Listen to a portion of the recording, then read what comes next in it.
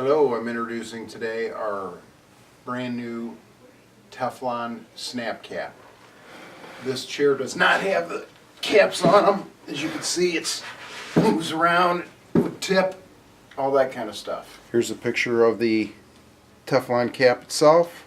Two-piece, just like the felt, but it snaps together right on the chair. Okay, now we're going to put the Teflon caps on these nylon glides. As you can see, they're very roughed up and they just don't slide very well anymore on the carpeting. So the way you put them on is simple. Just take the two pieces, you tilt it on, you make sure that both of the catching points are stuck, and you just do that on all four sides, on all four glides.